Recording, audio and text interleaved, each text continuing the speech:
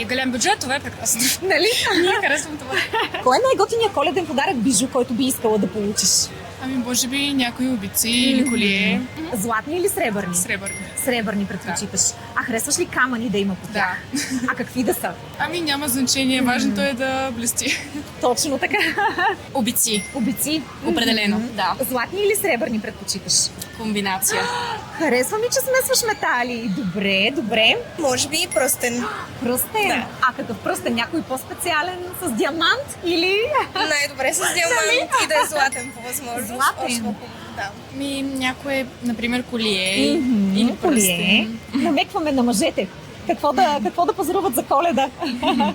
Гривна с инициалите на двамата.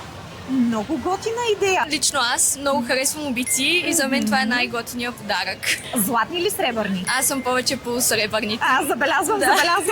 Даже съм с ваши. Прекрасни са. Много ти отиват. Благодаря. Аз бих искала да получа нещо сребрено, може би с някакви камъци. Зависи от бюджет на мъже, но Така. бих искала. Какъв да е бюджета? Важен ли е да е по-висок за бижутата? Аз мисля, че е важно внимание, но ако още е и голям бюджет, това е прекрасно. Нали? Ние харесвам това.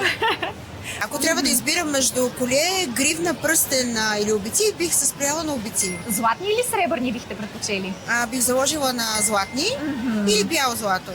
Да е злато, нали така? Да, точно така, да блести много. Благодарим ти за участието и весели празници, отбира се! Мале, много са Харесва ли красиви. ти? Да, много ви благодаря. Моля. Ще си ги нося с удоволствие. Чудесно!